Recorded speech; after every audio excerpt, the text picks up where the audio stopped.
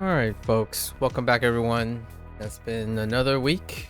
We are into week number 7 for the Red Harvest 2. This is as usual. I have come to integrate a bit of commentary at the end. So from now on, in the future of like the next module, right, 32.5, the idea is we go through whatever it is that the campaign is.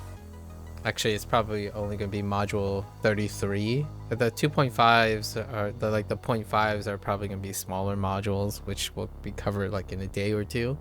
I don't know how I'm going to go about that yet. Didn't cover the last half module, which was Slaughterhouse. I might not actually cover the next one either. We'll see. But in the following weeks, you know, after the 5th week, which is technically when I look at the last conclusion of the tasks, which involve like the changing room and that really wonderful, I forgot what that part is called, but the thing with all the platforming and stuff, kind of nice. After that, we basically do our weekly hauls, repeating those things, and then provide a little commentary. So it's gonna be more on the short side this week.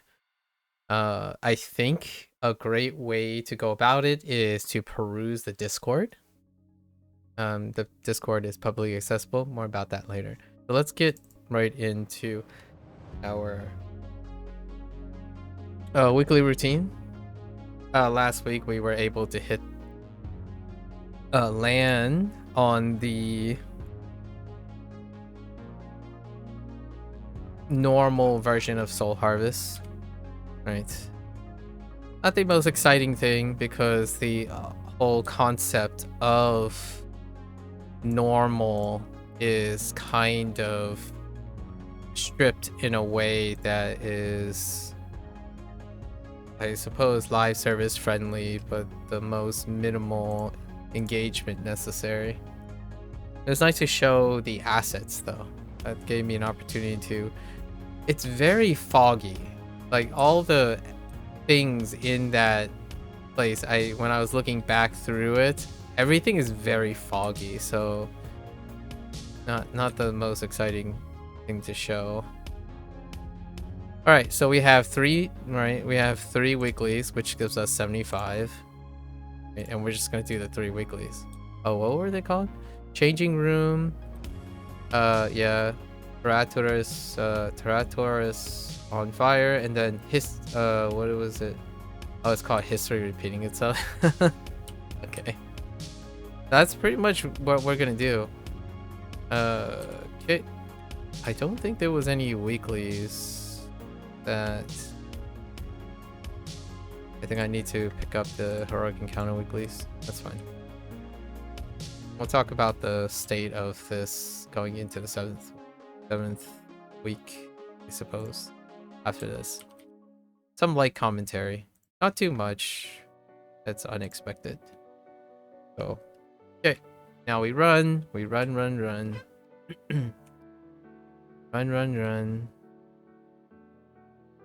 switch.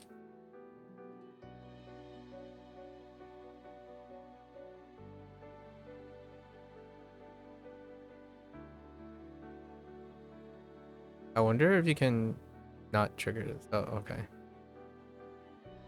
You can't. It has to be triggered.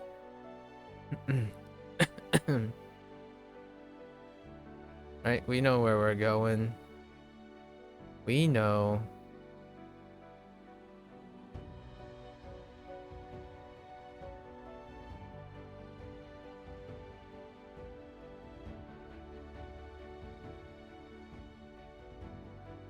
Okay.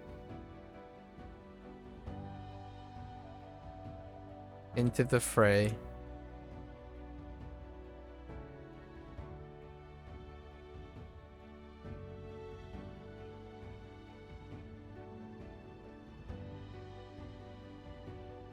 Oh, what is this about? Where are you guys coming from? Chill. You guys coming along? Alright, sure. Let's see if they despawn. Oh, now they're just confused. Oh, yeah, they're confused. And then they got locked out. Nice.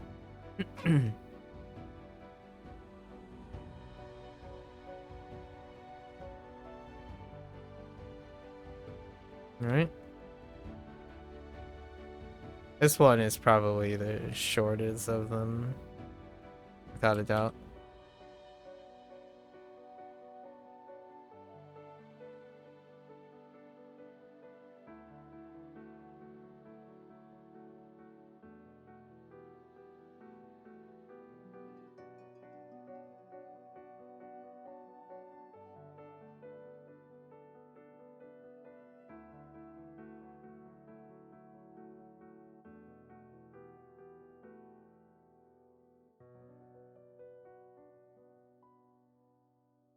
About to sneeze.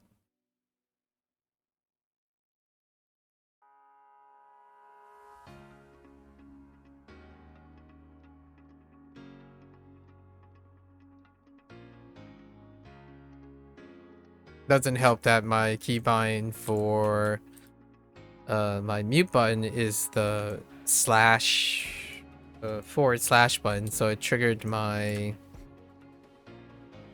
text box, which then means that I couldn't move while spamming random letters into the text box.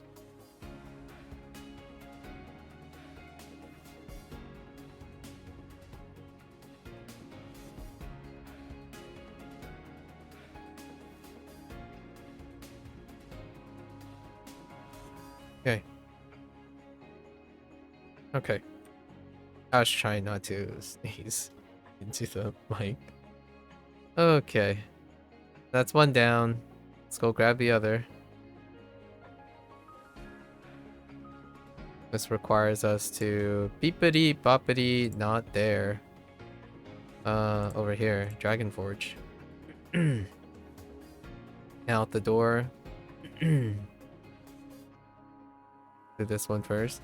I think you might be able to leap. No. Can you? Yeah, you can just eat. Yoink. Can you like parkour up? Wait, hold. Oh. I can't jump here. Jumping's not allowed. Oh, wait. Nice. It doesn't really matter. It just as long. Alright, the Dream Vault. We'll do it in this order.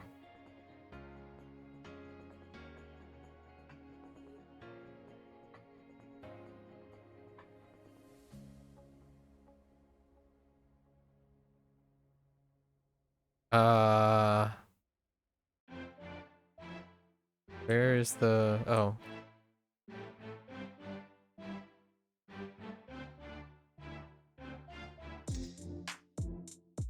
Okay.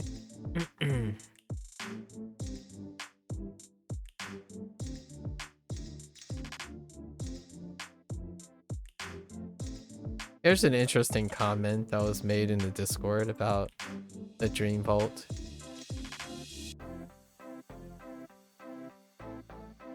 I'll talk about that in a bit.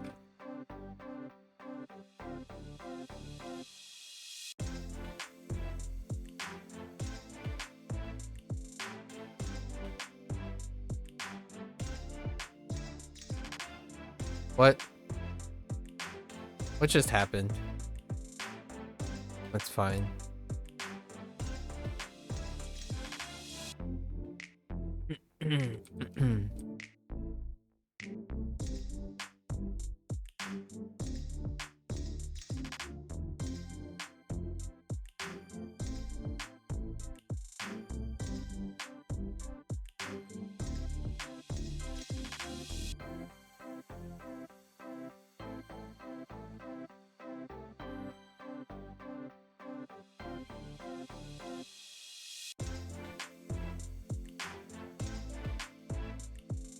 Oh, wait.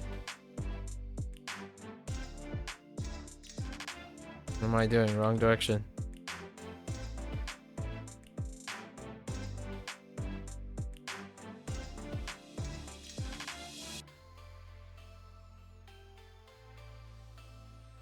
Huh. What?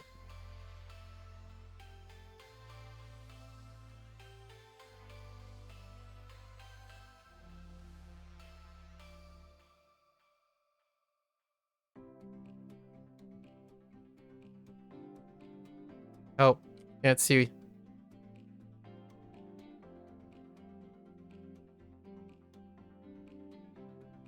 Still haven't really thought about Wicca's way to this.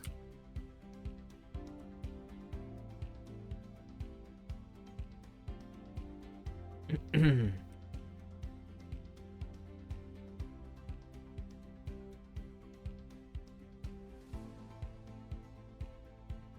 gonna grab a shot of this.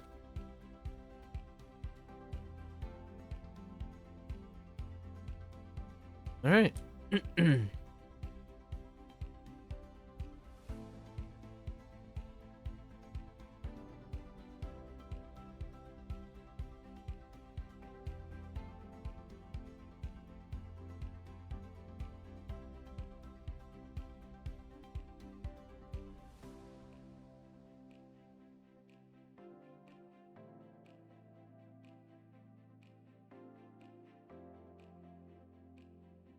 Okay. In we go.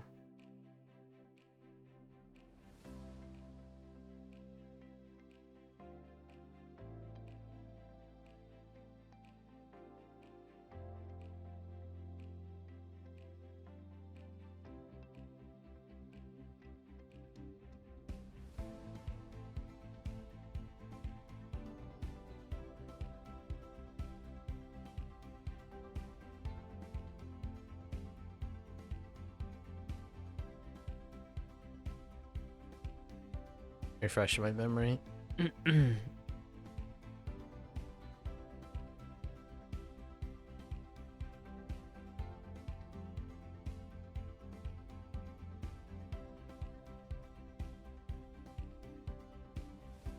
Okay.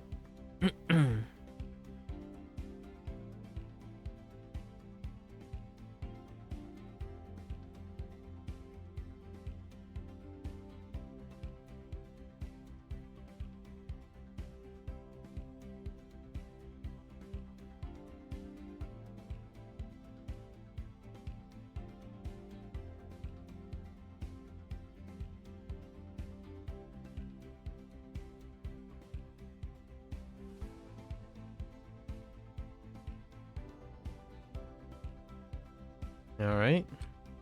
Let's not bumble this too. Got some poor ups. Okay.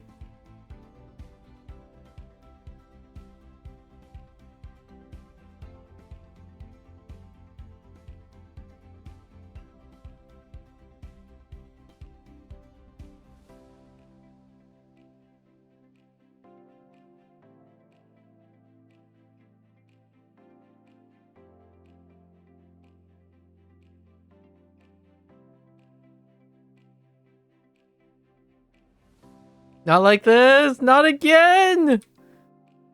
Uh.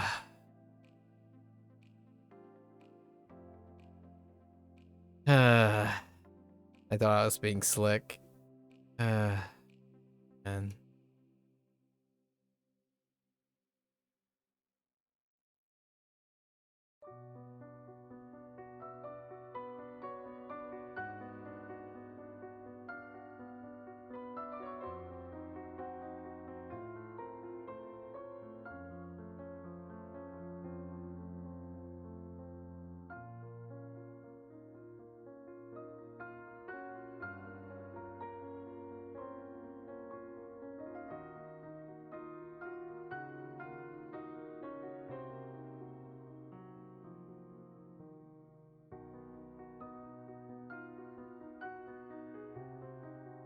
right.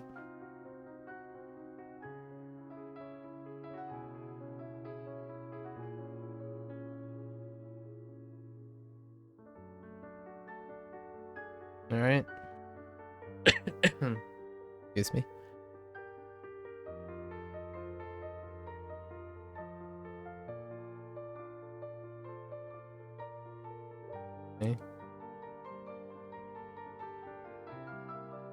All right.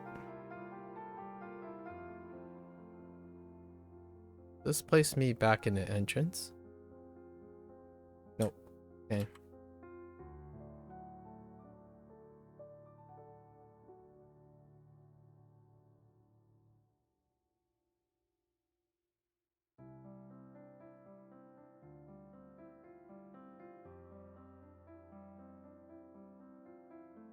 All right, changing room time.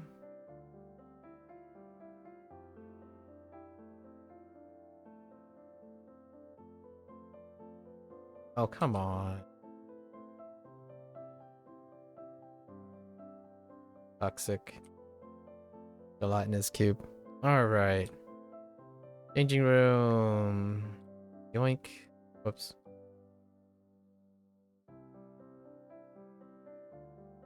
Okay. Gotta go here.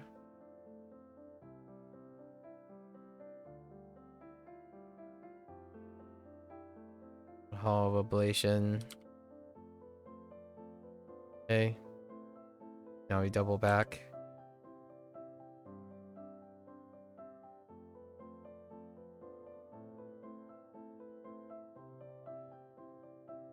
Succubus.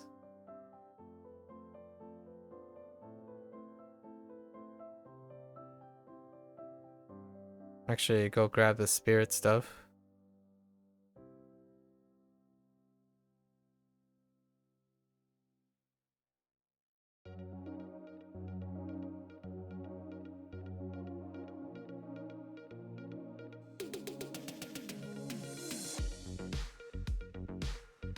Okay. I wonder if we take this path instead. Oh, no. We gotta do the succubi first. Succubus first. Then take the stairs down.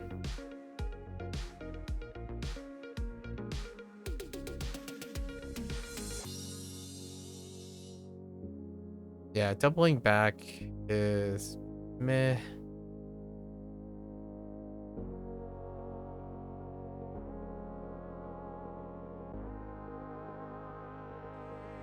Okay. Oh. Oh, you can get into combat with her? Oh, I didn't know that.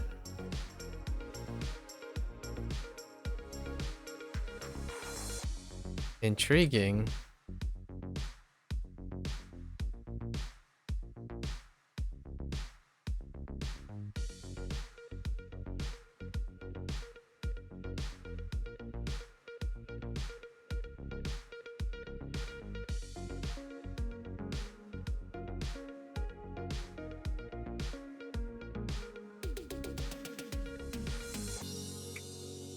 Awkward. That's something different. Alright, so we drop down here.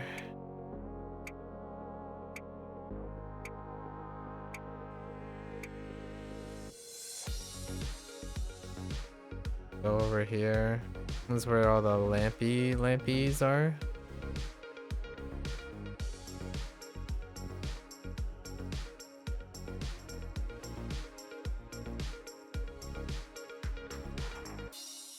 I think collecting all the other stuff before doing the lampies. Probably the way to go. Alright.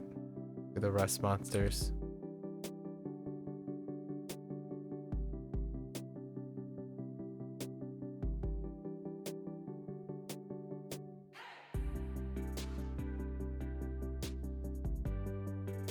Oh wait. Oh, yeah, we should do these guys too.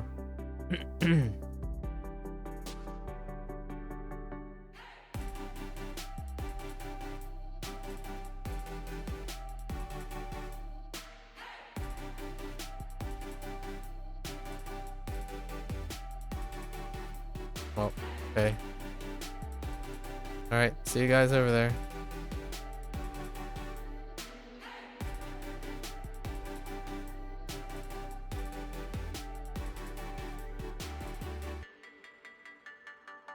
Alright, now would go the other direction.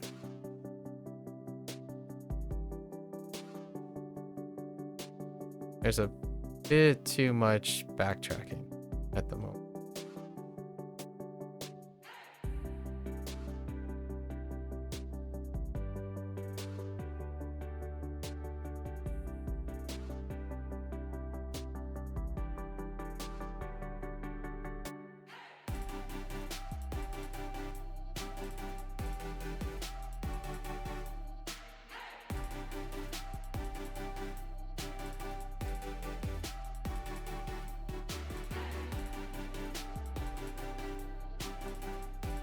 I forgot that I can mount in this area.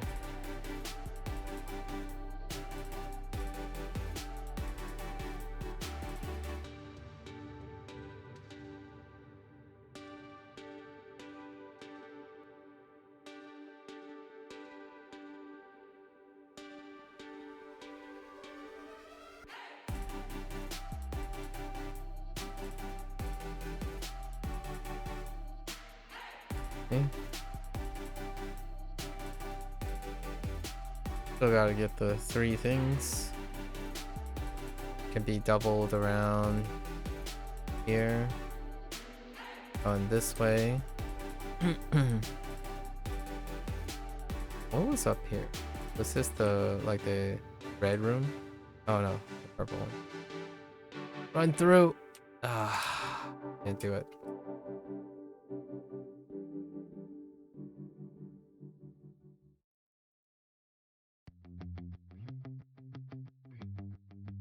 Making traps.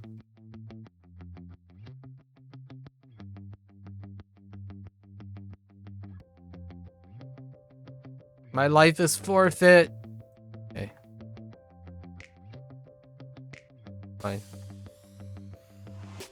All right. Then we go down here.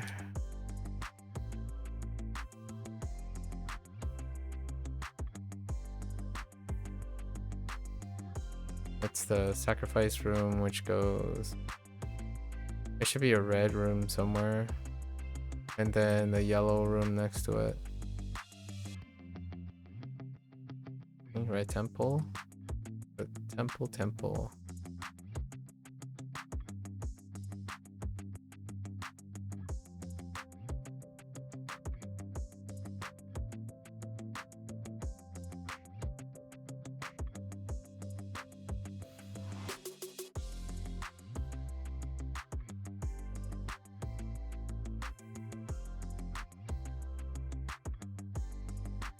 Okay. Now we need yellow, or not yellow, but whatever the other color is. Green, yellowish.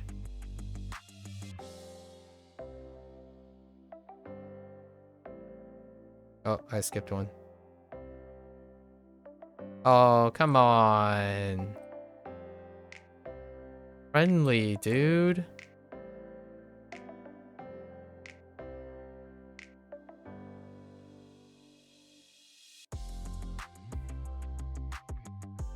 Just aggroing everything today. All right.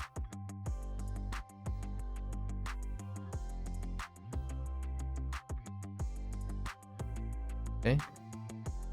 So I go back up.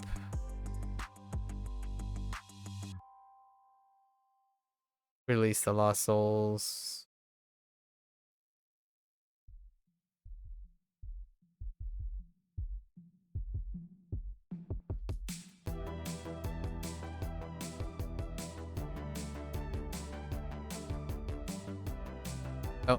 Oh, it takes us right here. Oh, that's nice.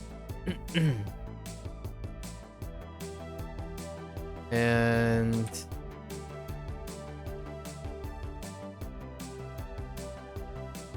okay.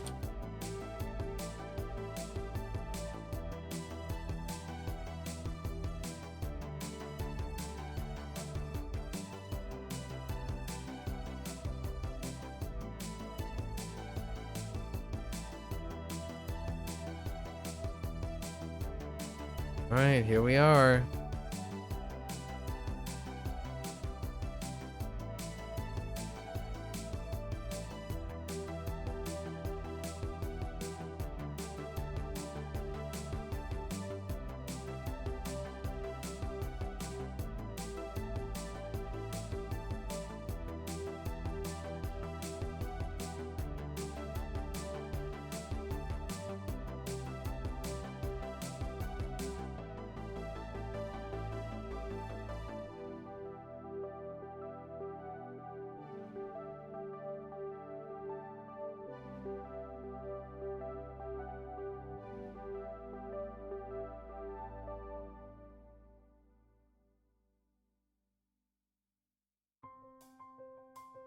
All right. Now we head in. It's clobbering time.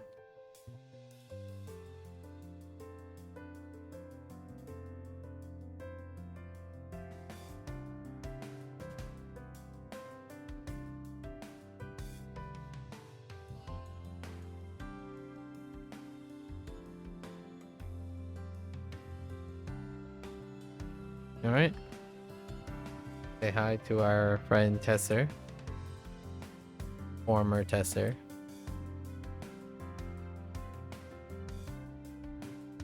And okay. Get the amulets. That's 75. So now we gotta pick up 25. Oh, this actually takes us back to the entrance. All right.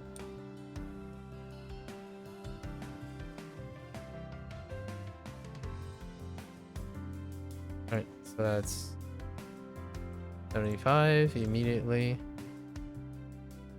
I wonder if that completes our activities thing. No, it does not. So we're gonna do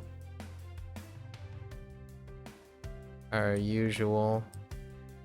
We should be down 25. Oh. Okay.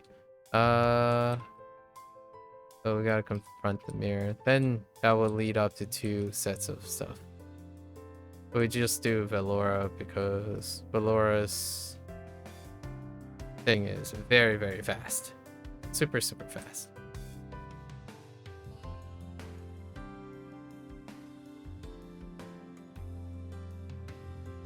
Only have half because you can't reset them until you do the pair.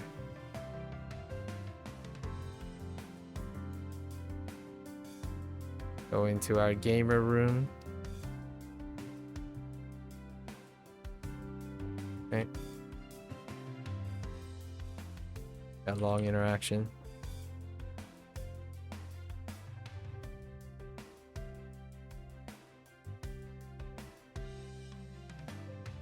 What's up? TP back to the beginning. This is arguably faster than doing the weeklies, honestly. Maybe not the first one. The first one's probably quicker. Alright, so now we investigate the disturbance, but on the way to the disturbance, we do the wards. And if someone's already here, that means we can do the wards. And they can handle all the goobers.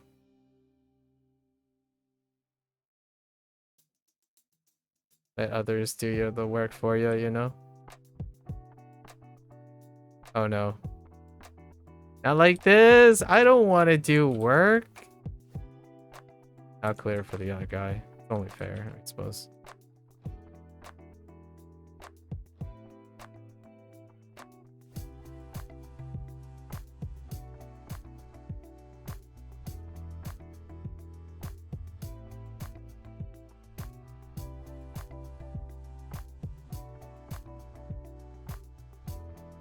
Alright. Now we investigate the disturbance.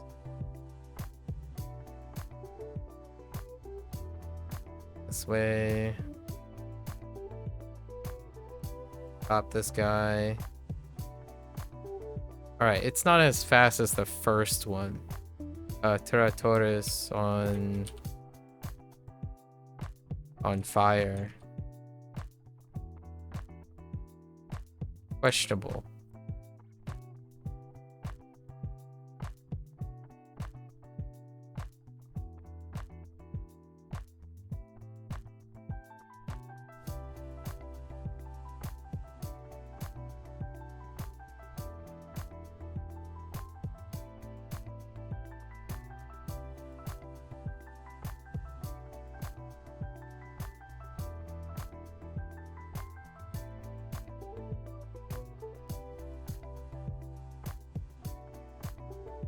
All right. And we TP back. And do one more pair. Good to go.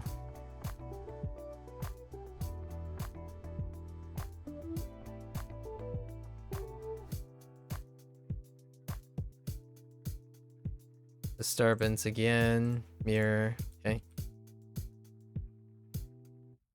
Alright. Quickest group. I think the wards are actually the longest of this group. Oh no. Actually, Disturbance is probably longer by a couple bit. By just a wee bit. Grab this guy again. Hello, I'm back.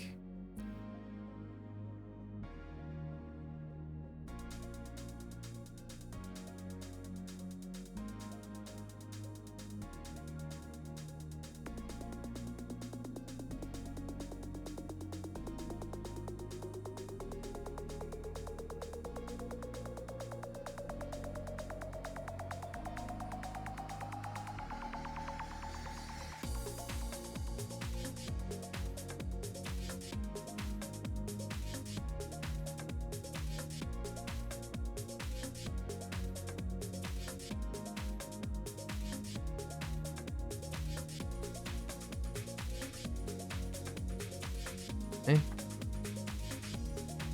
Here's a little bit down along the way.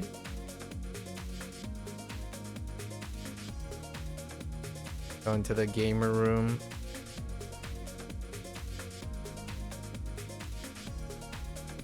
Gaming hall.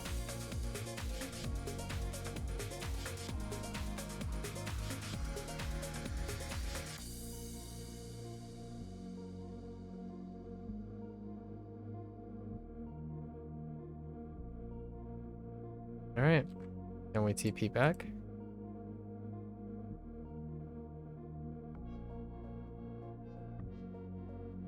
That's it.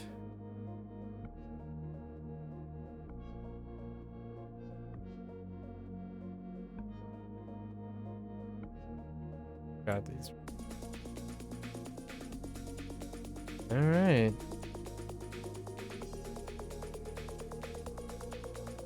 All right.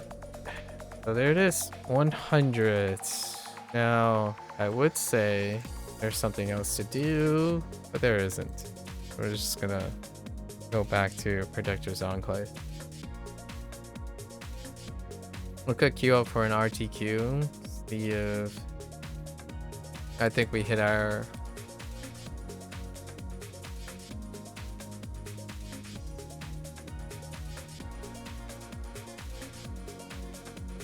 sorry, I had to sneeze. All right, so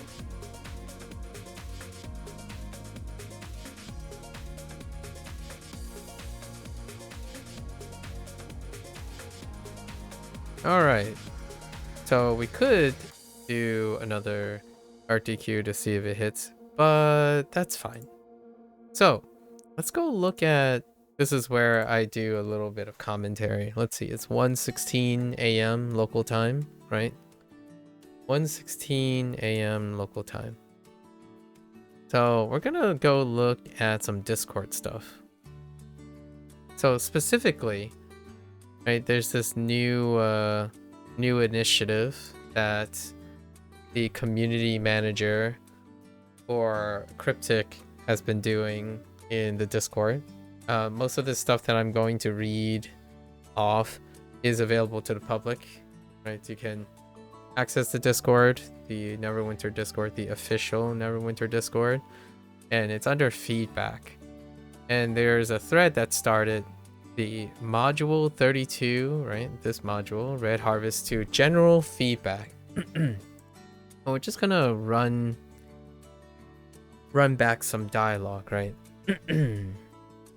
So one of the major comments lately has been the idea of, one of the central gripes, I suppose, is dealing with the idea of drop rates, right?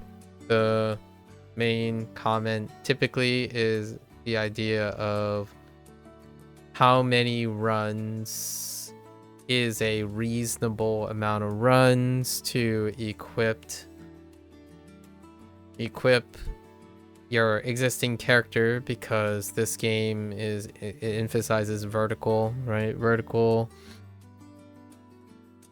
Oh, what is that? Vertical upgrade, like vertical progress. And typically you want, at every module, you want to figure out how much time, or project how much time it takes to collect the gear that you want. And lately, apparently it's anywhere between 100 to 125 runs is an acceptable level of grind, according to back and forth between some people.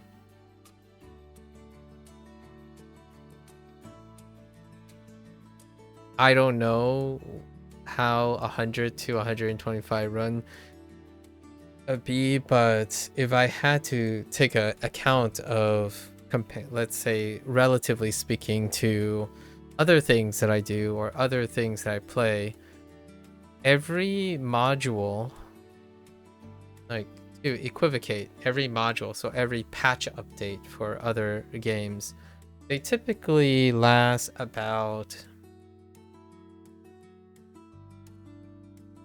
Persona 5X, like P5X is a very big exception because they update every roughly two to 3 weeks, largely due to the idea that the global server is behind a year behind the main servers. However, if we were to take something that's long-standing, something incredibly long-standing, that may not necessarily be an MMORPG, for example, I would say usually these things drop every 3 months, right? 3 to 4 months, maybe even half a year. So we'll just say roughly every half a year there might be something, or every third, so third to half a year. And that is probably punctuated for the hours, let's say 1 to 2 hours a day, right? So you have, at the low end, let's take 90 days times 1 hour, that's 90 hours. And then on the upper limits, we have 180 days times 1 hour, so that's 180 hours.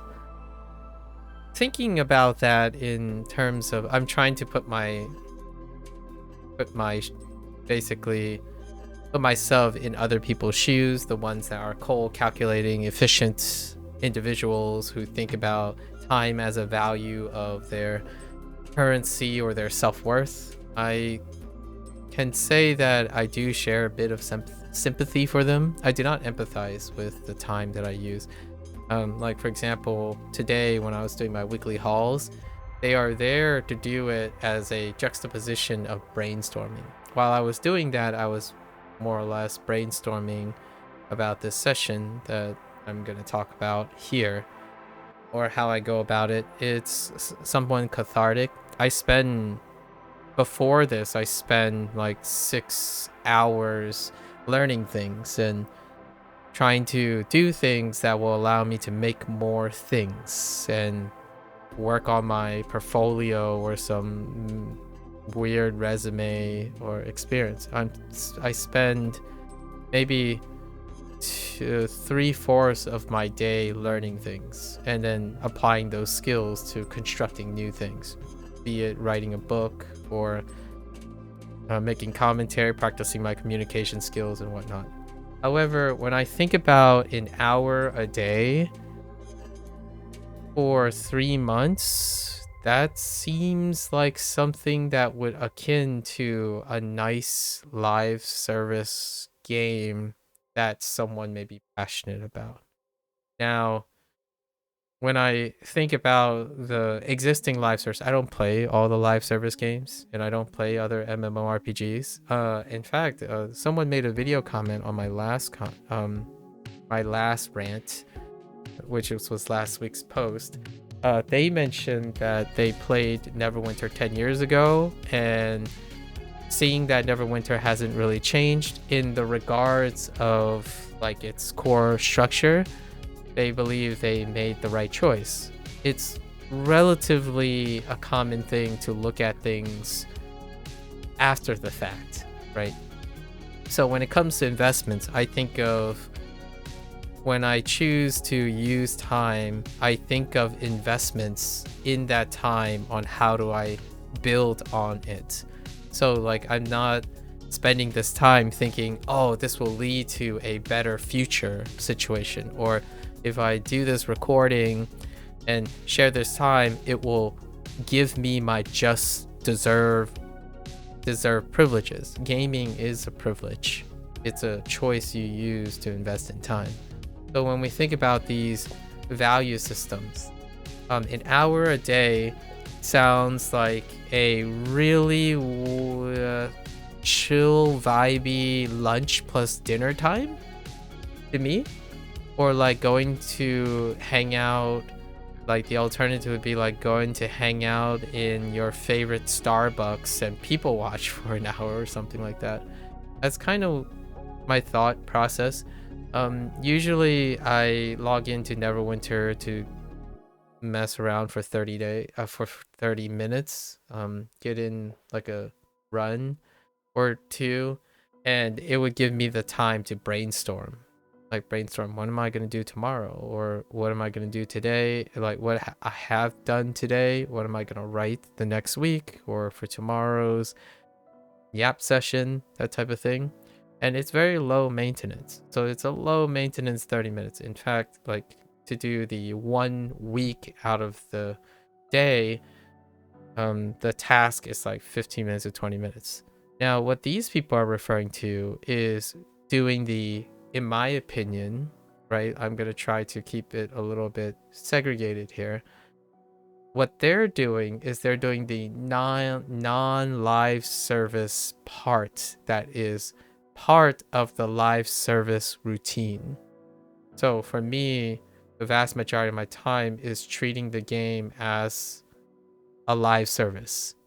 That's before, that's after the time of them converting to live service.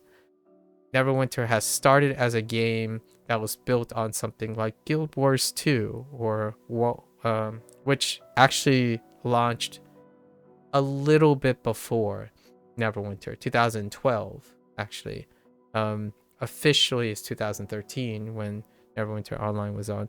So what they modeled after was more like an expansion type, which Guild Wars 2, this person that said hi, I actually asked them, oh, that's one way to look at it, that you made the right decision 10 years after the fact, knowing that Neverwinter never changed. But I did ask them what game suit their fancy nowadays, and they shared that it was Guild Wars 2. And I'm like, NCSoft is a fantastic way to look at a gold standard for that type of MMORPG, where it's based on a one-time purchase expansion type model, right? And the expansion type model gives Guild Wars 2 staff, NCSoft and co, and I think it's ArenaNet, for the distributions on how to make a non-live service related expectations.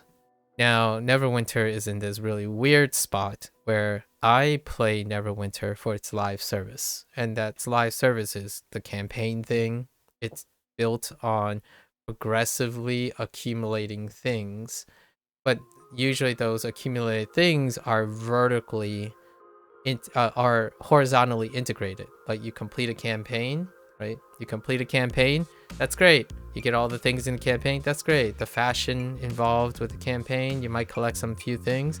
It's about doing the campaign, experiencing the campaign, whatever voice lore and voice acting and lore in it. That's what I experience, and that's usually the vast majority of cover. If I am lucky and privileged enough, I would do in my opinion, the non-compatible live service parts of this game, which is to participate in loot rolling, which is akin to me as an old school, archaic way of confronting or conflicting with live service, which is to add drop rates and like multi-currencies that are dependent and that are not guaranteed by time invested, which is drop rates.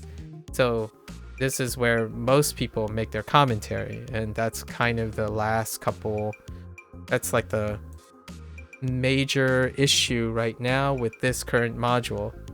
The module itself, there are glowing remarks, in my opinion, of the campaign zone, and I agree with most people. The changing room was pretty great.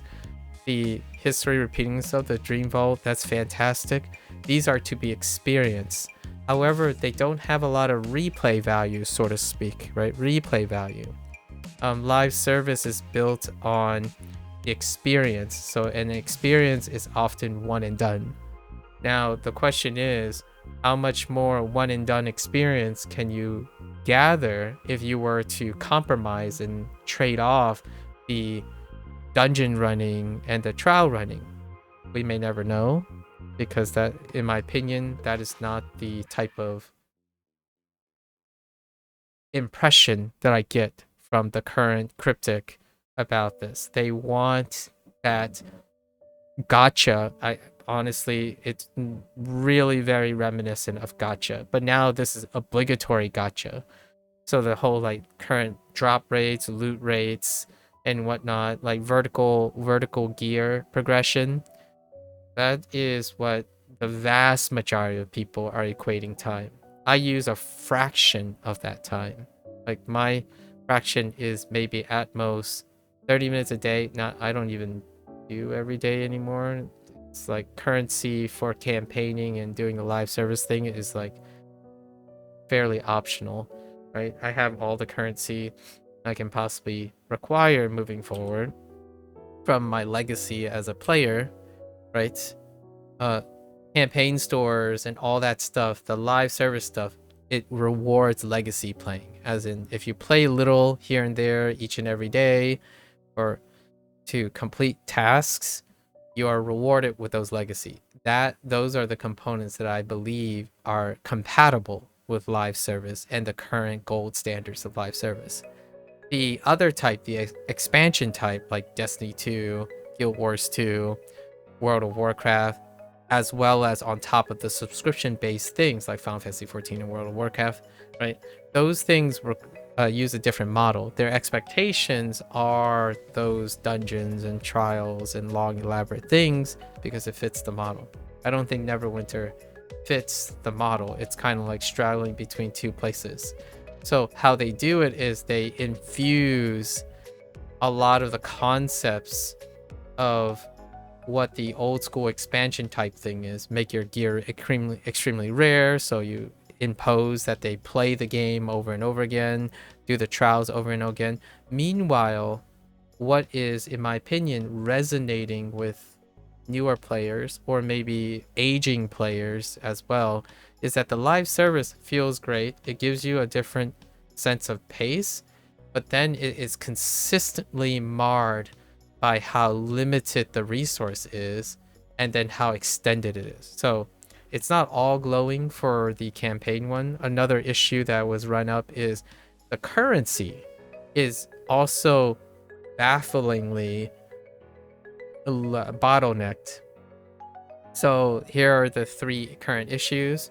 Current drop rates, abysmal drops. Like the vertical gear progression is arguably muted by their prior stuff, like the previous Shackles of Divinity, like SOD, right? The last trial, and then having double trials back to back, as well as the campaigning to upgrade the artifact weapons. So the artifact weapons deal with currency in two cases.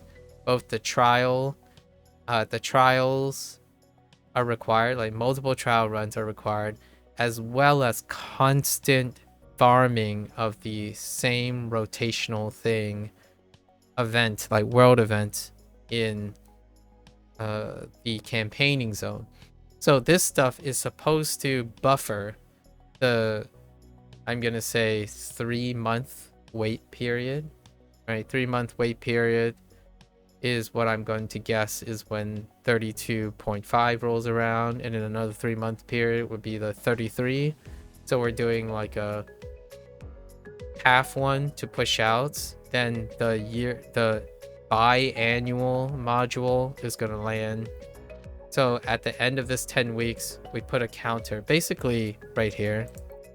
This campaign battle pass, the battle pass that they implemented because of becoming live service, the deadline is around March 19th. And that is probably around where 32.5, the half module, is going to drop. And then they're going to renew the battle pass for another 3 to 4 months, which is then when they're going to line up with hopefully module 33, right? And then the process repeats itself, which gives that live service type of feel. P5X, for example, Persona 5, and things like Genshin, like the MiHoYo things. When you run a battle pass, it marks all the demarcations of expecting when a battle pass period or an event period expires, the next thing rolls around, right? That's the live service content thing. However, that's not quite how this rolls. What this rolls is that there's an expectation that the dungeons are also going to, dungeons and trials and gear is going to roll over all the previous things. Live service doesn't actually do that. Like, in my opinion, a lot of the existing successful live service games, they're accumulated. So like things don't roll over, they roll to the side. So the things you collected in the previous thing is going to contribute or bolster or synergize with the next thing.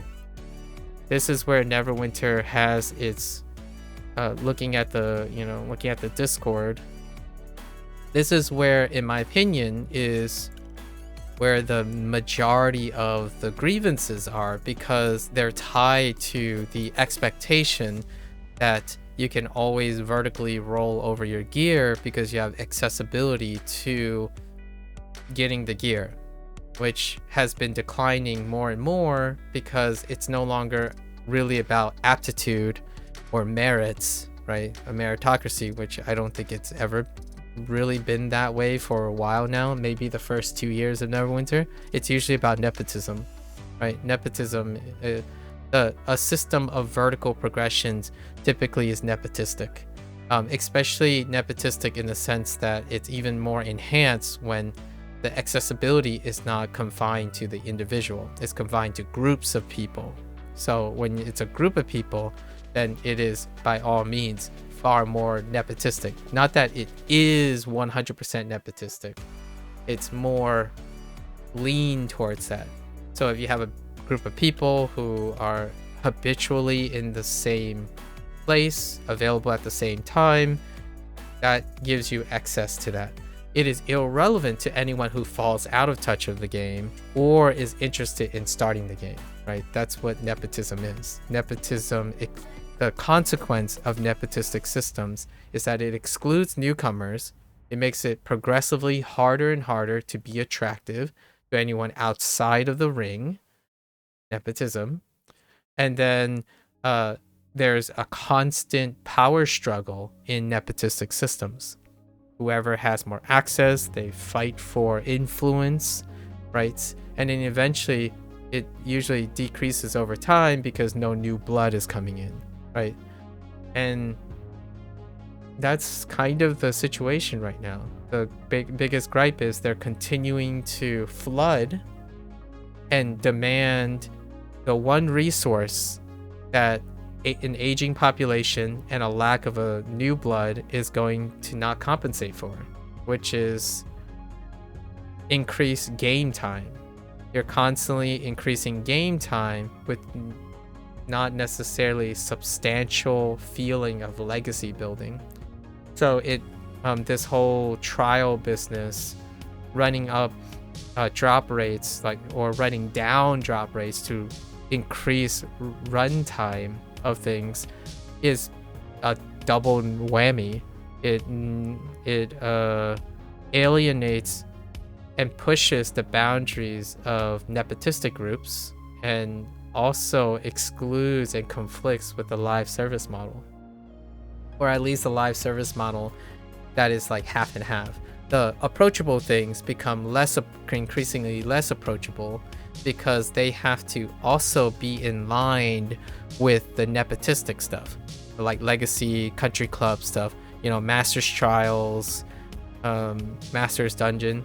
And that is like the last month of argument and stuff, where people talk about like the value of time, my legacies, how I feel this should go, how they should feel this goes. And the gripe really does center around, how do you value time? Well, time is honestly, in the long run, time is voluntarily used when it comes to games, and I'm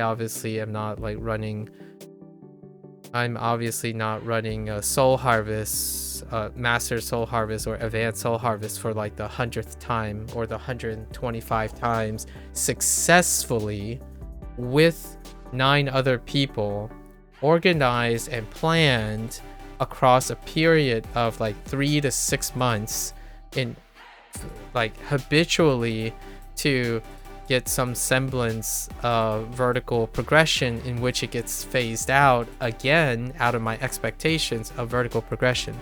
That's not me. I have a much different valuation of my time.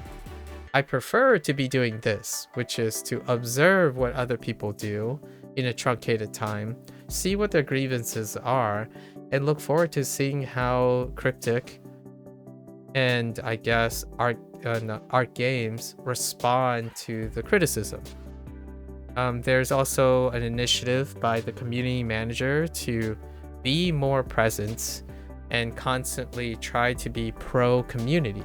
Well, the community is entirely nepotistic, in my opinion, like the vocal community. So in that way, I guess the game will go in the way of trying to make sure the existing population, whatever that existing population is satisfied. It may lead to a decrease in need to run things more.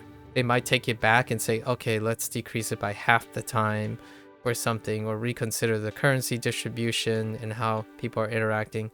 But for me, live service, if they're gonna listen to maybe an outward perspective, or take into consideration outward perspective, live service focuses on the individual nowadays.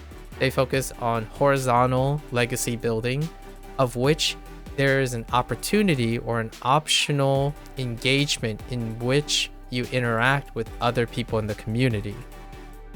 Encouraging the individuals to celebrate and hoard and flaunt what they acquire over time is one of the things that build to a positive overall community that is not inherently gatekeeping. The current trajectory of what this reminds me of is like the case of Terra Online. There was Terra Online was unapologetically going to continuously harness nepotism and a legacy over accessibility. So inherently, I really liked Terra Online when the amount that I played, but the moment you enter the gate, the moment when you approach the gate, usually the game ends for people. So Terra Online kind of, in my opinion, was so gated because of unapologetically catering to kind of like this monument of hardcoreness that it stopped growing. In fact, the biggest opponent and the thing that crushed Terra Online was how competitively nepotistic it was. Like the infighting in the existing loyal group, in my opinion, was one of the catalysts for Terra Online's downfall, which actually was 2 years before Neverwinter, I think 2011 or maybe 2012 as well. Guild Wars 2, Terra Online, And Neverwinter was like during that time of still MMORPG renaissance, really, right? And I don't know if they're gonna go this way as well, but I rarely ever engage in all the stuff that's triggering so much negative backlash, like, or maybe not even negative backlash. It's not even backlash. It's more like commentary. People talk about, oh, well, I don't want to do 100 runs, and then someone else will come in and say it's only 100 runs. You could do it in like, you know, less than 100 hours or something like that. And my thought is, boy, I certainly am not going to do those 100 runs. So that's my choice because I'm not sad about it. The idea is I do what I think my value of my time is, and that is to read people's things and see where they're going with it, and I kind of enjoy that. That used to be like a ritual on Neverwinter. What I'm doing right now, sitting here in P, looking at chat, not the in-game chat, because the in-game chat is no longer the source of communication and people talking to each other. It's actually on the Discord. And then it used to be the threads, but the threads kind of went into this like hobbit territory as well, like hermit territory, where it's incredibly graded. It kind of feels like a 4chan situation. But then the threads were closed and all the traffic was moved to the Discord. So now I'm like looking at seeing what's coming up. Like there's a feedback on making M32.5, module 32.5, a balance class module, which they've been collecting feedback for 3 of the tanks, like all 3 tanks, which is involved with me. So I'm looking forward to seeing how that results in changes in like the Sentinel, Justicar, and the Vanguard. These things are interesting to me. Playing these things and then seeing how the upper people produce feedback to make things harder or make things more inaccessible or make them rewarding and tweaking to their liking.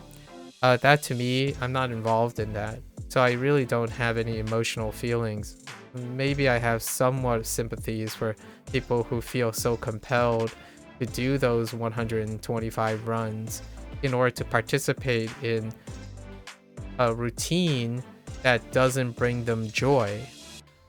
Like, I guess the ones that do like the ones that are doing it, I hope that they are finding joy in it. I enjoy doing this. This is fantastic. I've been doing this since the beginning of Neverwinter. We sit around, we do a few runs here, but largely is to talk to each other and talk about where the game could go, or what's next, what's happening in your life. What's like, I was part of the World of Warcraft, you know, the vanilla times, the platform before things like Discord, Facebook, like, you know, we're talking about old school RuneScape here. Like, those serve as platforms of interaction. And now most of this stuff is happening in Discord. And then when you look, like I'm looking at the chat right now for PE around this time, it's basically the one person or maybe 2 people that says looking for group RTQ. That's about it. And then you might get one like every 30 minutes. So that type of scenario does not get you to trials or dungeons. If I'm being incredibly blatantly biased, if you're someone to pander to me, I'm not that special, so this is a hypothetical. If you're going to pander to me, module 32.5 and module 33 features solo dungeons, exclusively solo dungeons, no groups, no party things. And those solo dungeons are going to be packed with encouraging players to use all their alts. So like there's going to be a dungeon for someone who plays, or there's a gear modify, like not a gear modifying, but a conditional modifier that caters to each of the classes. And then if you play more than one class, you can contribute to it. That's horizontal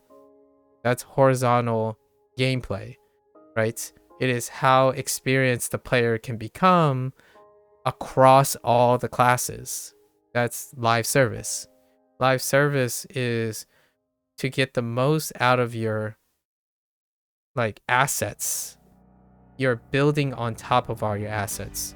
So no longer is it about specializing in a singular asset and invest vertically. You're investing horizontally.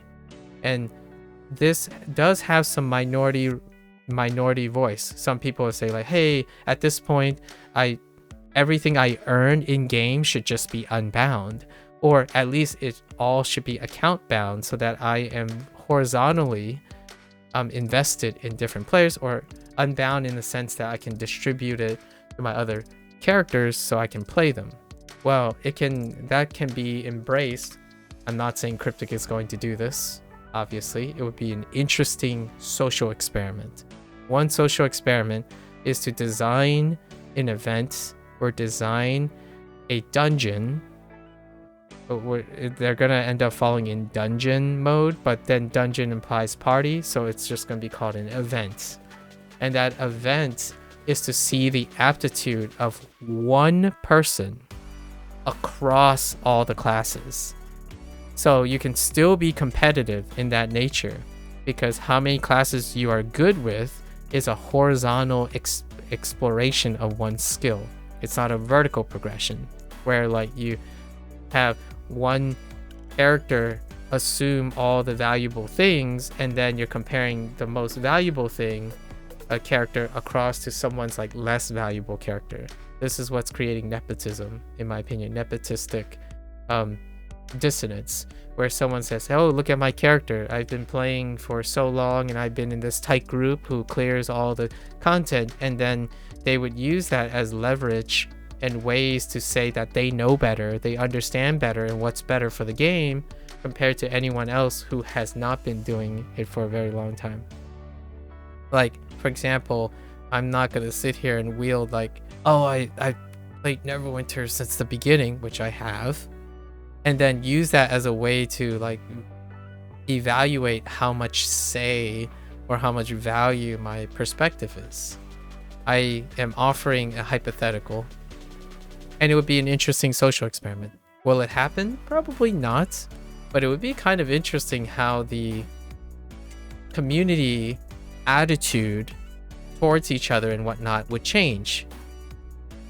In a live service model like that, which a lot exist, you know, MiHoYo, P5X is my personal thing, Hearthstone, lots of those other ones. What happens is people then decide to share tips and tricks to each other all the time to boost their own performance. So across the board. So like when someone goes in, like say the next dungeon, the Paladin dungeon is incredibly there's not a lot of sample size, so someone will go and do the Paladin solo style, and then they would do word of mouth, like here's my approach to the Paladin solo dungeon, right? And then someone will say, oh no, you know what, my Paladin solo dungeon is pretty interesting, check out my run. So what happens then is you have a solo dungeon that can be run by all the classes. So then people will consistently compare each other and share word of mouth on who can continuously optimize for those dungeons, as opposed to constantly pointing fingers like, oh, I can't do this because there's not 4 other magical people or 9 other magical people, and then I can't do this, so it's boring. And then another thing is, it will then largely focus on performances, as opposed to, so each run would be an opportunity to do better that's not dependent on luck, right? Luck with the current drops, and luck with people, and so on, right? I don't know if that's gonna I'm not entirely convinced that would substantially change the attitude that exists in the Neverwinter community. However, it is a dramatic change that can promote different attitudes, right? Different things. Right now, it's night and day when it comes to other games, other live service games. Other live service games are promoting community forward strategies. Basically, it's encouraging everyone to be better. Like, what I mean by that is not be better like in a moral or ethical standpoint. They're constantly being greedy to improve themselves. And because they're so hungry to prove themselves, they share that information, which makes other people want to improve upon that. At this point right now, it usually feels like most people, they do a lot of things, and if they're lucky, they're lucky. If they're not lucky, then they're not lucky. So that whole feeling of value of time goes out the window. If you're lucky, then you find that you use your time very valuably. You would agree with whatever they're doing. If you're not lucky, then it feels like you wasted your time, or either the developer or the publisher don't value your time. I'm not a gambling person, or I try not to be. Even though I play a gacha game, I rarely even gamble with a gacha game. I choose when to invest my time, and I do not typically value designs that are predicated on luck. Because if I'm going to play a live service game, it's a live service game. I like legacy, collective building, and reward, cumulative reward for my time. I don't like sunsetting. Like, I'm not a fan. Other people can disagree with me. I'm not the fan of sunsetting things. Sunsetting things involve vertical progression. You sunset your gear. You sunset unofficially a dungeon because it's no longer relevant. You don't play other dungeons or lower dungeons of which the reward gets sunsetted, as in they are obsolete, irrelevant, no longer part of the process, right? Most of the time, the things that live servers do is like you keep doing it. You always do those things. It's built around a way that most of the things that exist in the game consistently stay relevant. Like, since it's been 6 months since I started P5X, and the task that I still do in the game is still the very first task that the game existed with. And they build on top of all the subsystems. The only thing that is one and done is the thing that costs a lot of money, and that's the story, the one and done content, right? So those things are where they invest the money in. Otherwise, it's subsystems upon subsystems that constantly stay relevant. And to do that, Neverwinter Cryptic kinda does that in a way that is really weird. They create new currencies, new currencies that do not interact with old currencies. That is incredibly rare, like weird and not live servicey. That's right, because like the currency that you own in this campaign, like all that currency that you gathered, all that overflow because you were unlucky, doesn't have anything to do with the next module. It doesn't have anything to do with your previous module. You can't even repurpose those things. So everything is vertically progressing. Other live service games, all the currency you have are relevant to your existing currency. And when they introduce new currency, that currency is built upon previous currency. Like, every currency moves forward. There's rarely a time when you do an action and you're like, well, this is currency that I'll never use because it's irrelevant to the game now. This currency was sunsetted, right? And that's where Neverwinter is kind of in a weird spot. Every time a new campaign comes up, you're going to expect all unrelated currencies to everything before. The only universal currency is like Astro Diamonds. And maybe like refinement things. Those still stay there, but the new stuff you look forward to, it's often the same dialogue again and again. It's like, oh, we're gonna spend 100 hours to 200 hours farming the same encounter with a unique currency to this campaign that if there isn't anybody doing it anymore, it's officially sunsetted, and it will be sunset because the next module comes out and it'll have a whole slew of separate currency that effectively it's rinsing and repeating the same small amount of valuable content. So the game Neverwinter can feel so filled with things, but such a small portion of it is ever felt like it's relevant. Meanwhile, when I go and log in to do my 15 minutes, this is just 15 minutes of P5X, I do quite literally the same task I have been doing since day one. Only now it's different because the currencies that I earn during those tasks go into different things. They go into my other characters. My characters are horizontally bolstering itself over time despite doing the same thing. And then those same things get new flavors and they rotate out and they rotate back in. All of the existing system continue to evolve and rotate.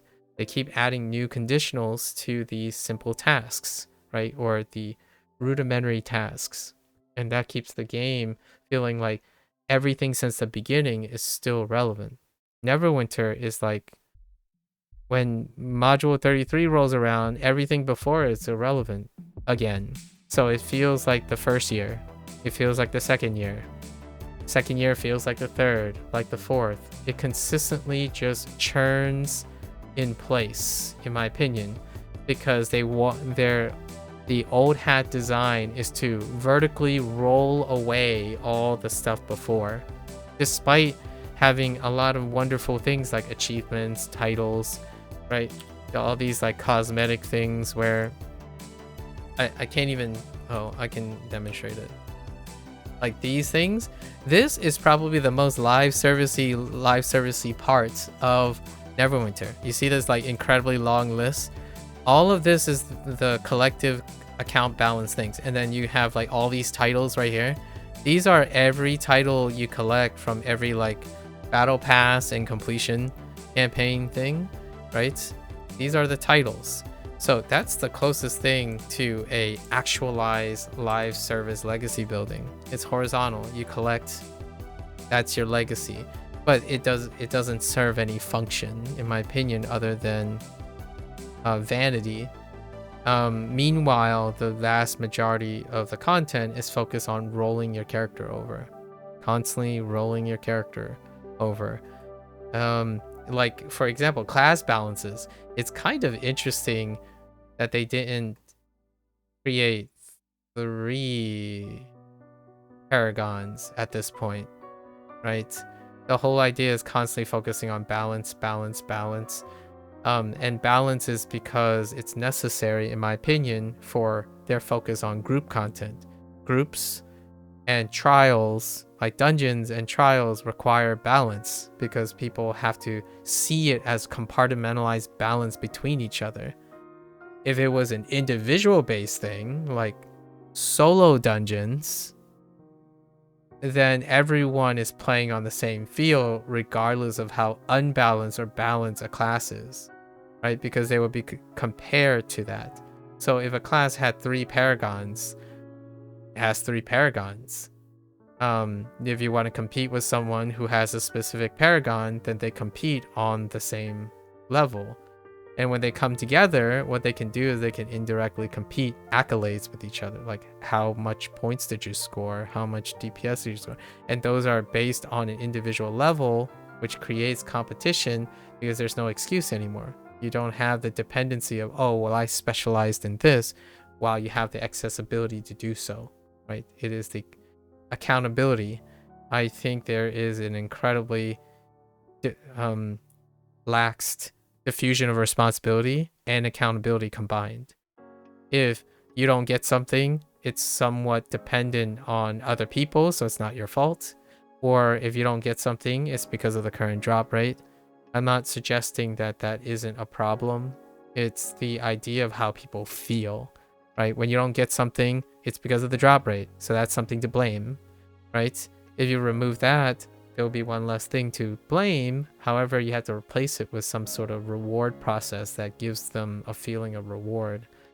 I do have to concede that the existing standards for live service games reward is the cumulative amount of time they use, not any one moment. So big accomplishments and stuff do not occur. That's the trade-off for the feeling of live service games. You do not see or witness big accomplishments. So that would be one of the big things that Neverwinter would be sacrificing.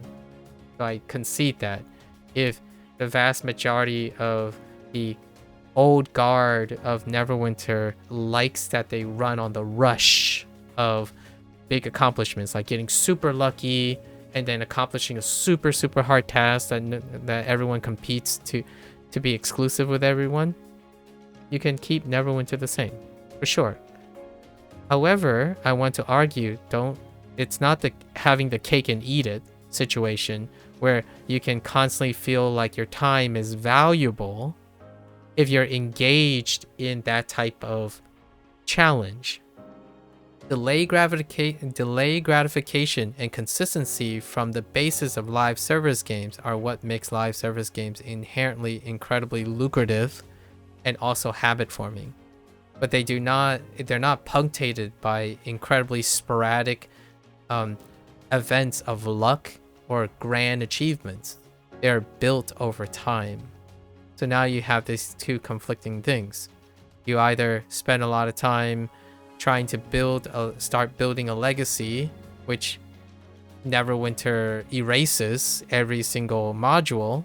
So you're constantly hampered with the idea that, oh, you go into the module thinking, I'm gonna full send this. And when you full send this, if you fail, then you are unlucky.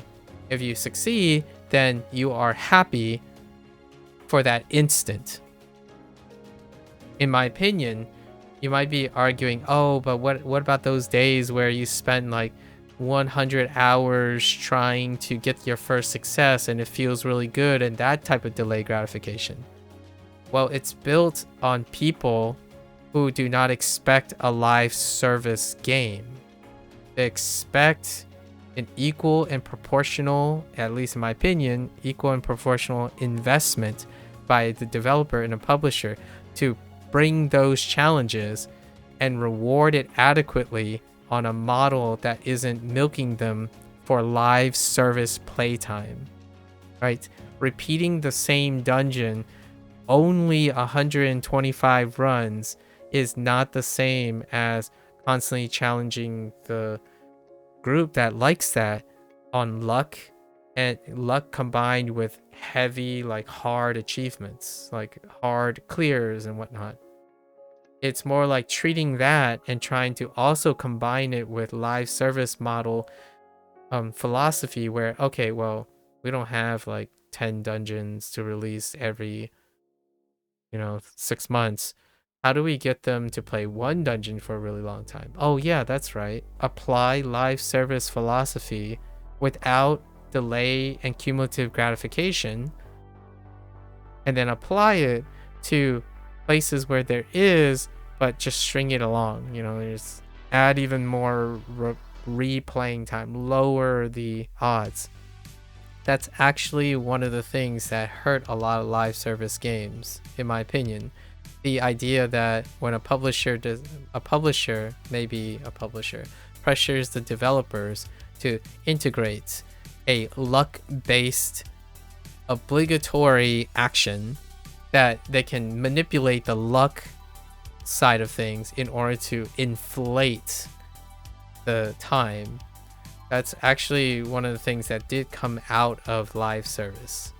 But now it's exaggerated even further because of old school archaic things like drop rates and loot and whatnot.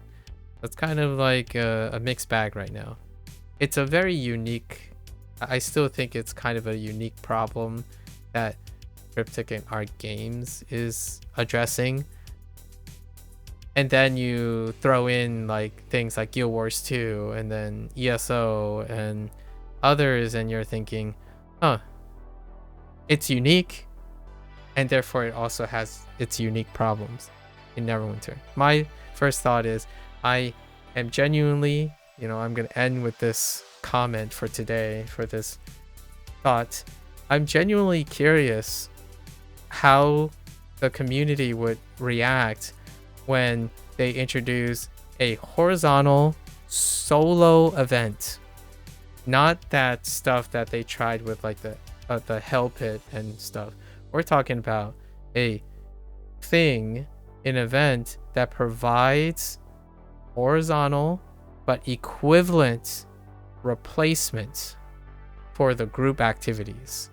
Like, so whatever this horizontal move is, this single player thing, it will be on the scale of a horizontal upgrade to the master trials and master dungeons. And the question is, which one would be more popular, right? I'm willing to take a gamble that it's not as big of a difference. Yeah, hear me out. Like, it's not going to be as big of a difference as some people might think I'm going to say. I think it might be equivalent. So if you're providing a solo experience, so there's solo masters and solo advance versus a group advance and group masters. My thought is it would be a very interesting social experiment to see which one is more popular. And I don't think it's going to be night and day and it's going to be us versus them. It's more like you're going to find people in specific time zones and people with specific schedules and availability will enrich themselves for either offering, right? And making them equivalent means that if you want to compete, like if someone has like a beef with another person and say, oh yeah, but my dreadnought build is more efficient than your dreadnought build, I take it to the solo, to the solo masters and the solo dungeons. Like, but wait, you don't, like, I don't have your gears. Like, you can still get it from the solo dungeons, right? It's not about accessibility anymore. The argument is not about luck, which is related to accessibility, and it's not about if you have the people. It's not about what region you're from, what your time frame is, how many other friends you do or do not have, that kind of thing. It's great, at least for a social experiment. And if it falls apart, the nice thing is you can still go back to experimenting with getting people to bicker about whose group is more superior, whose experience is more lucky and unfortunate. Lucky, luck, it's constantly luck this, luck that. And then when someone talks about value of their time, oftentimes people talk about their value of their time in the grand scheme of luck. Luck makes the valuation of time egregiously incomparable. Like, what I mean is, when someone talks about, oh, they don't value our time, and then the next thing that comes out of their mouth or out of their fingers is, oh, it's because of current drop rates, or how many people, how long it takes to get a chance at rolling on something. That destroys, in my opinion, the comparability of time. Time is consistent. Luck is not. Luck is random. So when you start a dialogue around a luck mechanic or a odds mechanic, and then you're talking about value of time, how are you even going to compare that? The moment you type something like, oh, 50 runs is not a lot, someone's going to come by and say like, well, I got all my stuff in the first 20 runs. Because luck is indiscriminate. It will make someone think their time is more valuable or less valuable, depending on your luck. So to me, the consistent argument about MMORPGs, the gripe about how much time it takes and whatnot, we're not talking about investment strategies or a 401k or a, Roth IRA, where there is still some luck involved, but that luck is severely less sporadic and spurious. A game where people are arguing that their value of their time and their perception of how much they want to play the game, if it's worth it, and it's based on all the things that deal with odds, that's crazy. Like, what I mean is, it will be very crazy to satisfy honestly anyone if the vast majority of the community is evaluating their time as a factor, as a strong factor of luck. And that is something, in my opinion, Cryptic can control. Cryptic can deliberately control the perception of value by mitigating luck. And then with that mitigation of luck, they can tune and tweak the expectations to match. Because if they continue to rely on luck, it becomes less and less controllable, despite all the currency they keep throwing, like pity currency. They introduced, by the way, recently they introduced a new pity loot box streak system, right? Yeah, that reduces some of the luck. So the question is, how far will, in my opinion, it will be interesting to see how far a vocal community, or the remaining vocal community anyways, can push Cryptic and Art Games to consistently remove elements of luck to allow them to compromise on tweaking their aspects of value per time. Without the luck aspect, one can ultimately start thinking, how long is enough? So we're going to wrap this back around to the end of today's discussion, which is the idea, how long is an acceptable level of grind per tune? Well, right now, Neverwinter's major arguments and conversation is around the luck it takes. So what happens is the acceptable level of grind is based on the unluckiest scenario. So like how many runs it takes to guarantee an acceptable level of vertical progression for a tune. And if you get lucky, those people will go around giving the impression that it doesn't take that long, right? So there's this dissonance. When I think about doing Soul Harvest, my first thing is I think of the worst case scenario, quote unquote, the worst case scenario, as in, what if I don't have any luck? Like, what is the guaranteed assessment? And that's what is creating the dissonance, the discontent. What is the luckiest you can get, and what is the unluckiest you can get? And the unluckiest is the guarantee thing. That's when no luck is involved. You do this much and you're guaranteed to have it. If that distance is larger than the person is willing to grind for, then it is considered unacceptable. If it gets closer and closer to the guaranteed odds, they can have an accurate barometer to saying, oh yeah, I'm okay with this. I'm okay with 125 runs because it's guaranteed. And that's cool. But what if it was 50 and so on, right? So I think that's probably the dialogue when module 32.5 comes out and module 33 comes out. Did they increase the aspect of luck in order to, and make it even more convoluted, to make it seem like, in my opinion, being clever about obfuscating people's value in their time?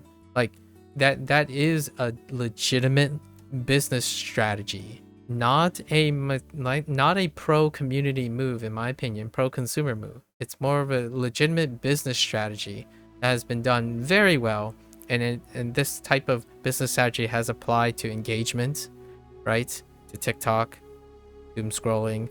The idea is you can obfuscate and target the idea that the engagement is happening while removing the agency from the player. And how does that emphasize this? When you add luck, the agency is removed from the player. So when you provide enough engagement, that player will participate in something that they don't have agency over. When you give the player agency back, they are able to calculate and plan and make decisions and take accountability for their decisions. If you're able to say, hey guys, well, you just have to complete this dungeon successfully 50 times to guarantee your drop. Now the question is different. The question is like, how long will it take me to do 50 successful runs? And since I only have to do 50 successful runs, then I can decide whether I want to do that or not, right? And that removes elements of, wait, but if I do 50 runs and I get unlucky, then I would have to do infinite more if I keep getting unlucky. Like, oh, don't worry about it, guys. We'll give you some pity currency, and that pity currency will equate to 3 times the expected run. And then because of that 3 times the expected run, we'll add 3 more currencies on top of that currency. So it makes it feel like you're getting things without actually getting things. Legitimate business strategy and psychological trick, right? You do something that looks like they're doing something, and then in case they're upset, you add more layers to it so it feels like they're doing something, but you're stretching out the time, right? It's kind of like paying someone $100 to complete the task, but since they can't complete the task because it will take too long, split the $100 into $10. So now you have $10. Let them try to get the $10, and they make, well, the $10 is so rare to complete, make it $1. So what happens is the process keeps getting longer and longer, but it makes the person feel like they're constantly doing something towards a goal. But in the grand scheme of things, they're actually doing far less per unit time than they originally did. I don't know if this is intentional by Neverwinter, right? The Cryptic and others, but when it comes to business strategies and psychology and, you know, trying to create a model that causes players objectively or maybe even intuitively by practice, this is what is very efficient. Whether people know that or not, I believe there's some professional integrity or responsibility and accountability on both sides. The person who's deciding to play the game, as well as the people who are making the game, right? And the people who are publishing the game. There's mutual responsibility, right? I think it's incredibly vicious if you think about it in an extreme case. But for now, I think that's how the vast majority of business practices over time has become. You inflate currencies and different forms of like different steps, like more steps to the process. It's kind of like if you got a ball, and to make that ball, you have to get 100 balls to make the one ball. But if you can't, but to get the 100 balls, each ball requires another 100 balls of a different type of ball. So then it's not just getting one ball, you're getting 100 to make one, like another, you know, like a blue ball. You have to collect 100 green balls. And then to make one green ball, you have to collect 100 red balls. So then the process is like exponentially longer. However, when you're playing the game, it feels like you're doing something. If you're getting a red ball, you're not seeing that you're getting 1/100th of a green ball, or a blue ball, sorry, and then 1/100,000th of a, you know, a green ball. So like green, blue, red, right? So every time you're getting a red, it's like, yay, I got something, but it's still 1/100th hundred thousandths of a green ball that you need to get. And that's kind of how I feel like the route they're going right now. Module 32 is really pushing the envelope with the artifact weapons, right? And it's pretty old school. I think there is a upper limit to this. Like, what I mean is there is a line that they can possibly cross. There is certainly enough awareness, in my opinion. We'll see what happens in the next module. I'm genuinely curious. Do they increase the number of pseudo currencies in between? Or maybe they go a different route. Wishful thinking? Not too much hopium. I'm not investing in time in, like, for me, I'm going to be really direct with people. I'm not investing any time in Soul Harvest. Like, it looks like a fantastic trial. Again, when I watched other people play it and cleared it and talk about mechanics, it's pretty great. I think I want to echo one of the last sentiments in people trying to celebrate Module 32, like happy thoughts. It's both bad and good at the same time. It seems like what Module 32 symbolized was like everything in the existing kitchen sink in one thing. So the trial seemed like it listed as many different competent mechanics all in one place. The map for Module 32 was a little bit of everything they have, right? And then the changing room and the dream vault is all the different really weird and interacting things all in one place, right? It kind of bad and good. It's like it almost is an admission that they don't want to try anything different, but it's also quite good because it's nostalgia bait for all the things that are combining in a cohesive thing. I actually think it's really great that they're marrying all those things. But then this module is going to get sunsetted for the next module. So all of that's going to go away again. Are they going to repeat the same thing where they reiterate and recycle the same thing to replace it? Or build on top of it? To me, the gold standard is that you have all these mechanics, you build on top of it, right? All these gears, you build on top of it. You don't roll them over. You expand them. But that hasn't happened in the... Honestly, that hasn't happened in the last 13 years. So, or 12 years, I guess. 12 years officially. I don't really think that's going to happen anytime soon. So we'll see. We'll see. I echo that one video comment that person made. Yeah, Neverwinter still feels the same since 10 years ago, right? Because every module feels like the first year, or every module feels like it's replacing the previous year or the previous module. It's meant to be played that way, I suppose. And if you're okay with it, good for you. For me, I'm genuinely only focused on the horizontal things. So the people playing it is horizontal, like they are longevity, right? And then the stories and the lore, whatever I can pick up, and my commentary is like building as a whole. Like my commentary is integrating all the other games that I played. I'm not simply focused on lamenting or kind of trapped in this cycle of trying to find value in the current Neverwinter content, because the stuff that people value in that content don't stay valuable. They get rolled over in 3 months or 6 month time. So I spend less and less time valuing those things. Like I have gear on some of my tunes that you still run the standard live service stuff, and it's from 7 years ago, right? It demonstrates that there is a true disconnect between what is live service and what is that diminished return of luck-based long hours. I did it once. I did it a couple of times. Vault of Stars, hardcore. What was it?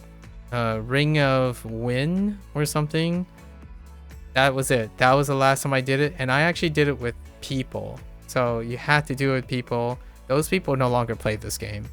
right? And in fact, that was the source of how all of the things disintegrated. Like the last time they tried to do that, and it was also the last time I'm like, yeah, man, that value system, it's so warped. Like you have virtual things that will eventually get turned over, splitting people's value and time. I like humbly, I don't identify as a piece of equipment on a game that treats gear like a subscription or a smartphone you replace every year, right? Not for me.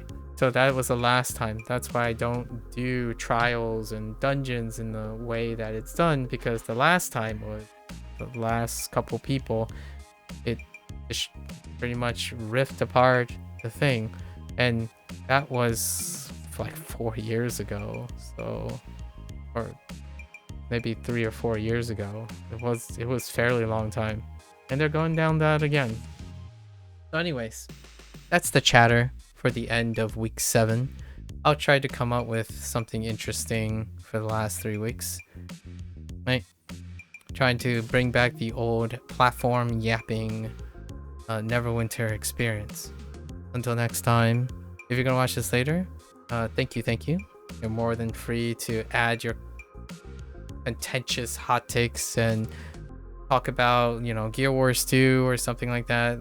The last time someone said they talked about BDO, which is a horizontal live service like model, right? And then Guild Wars 2 expansion type.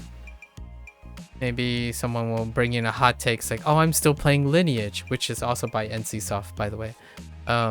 Or look forward to something like Crimson Desert, which is a single player, one-time purchased MMO-ish like capturing, right? But it's still a single player experience. Yeah, you're more than free to welcome, follow along, or pick up Neverwinter and maybe have a different take. I'm always open ears to doing this commentary. Like you can join at this time of the module, because there's really not much going on for myself personally. We complete our weekly tasks and we start thinking about our next game or the things that we are going on about, right? Until then, stay safe, stay healthy, game responsibly, right? Evaluate your time responsibly, and when you choose to play video games and choose to spend your time, hopefully it's with a smile, because I'm making and writing things. I don't really invest in things that I constantly have to bicker about whether I'm spending my time wisely or not. I don't have to sit in a room and be nostalgia about good old days. I like what I'm doing. I'm constantly trying to build on the current things I am, right? Hopefully others will do that as well and continue to do so. Until next time, see you guys. Take care. Bye bye now.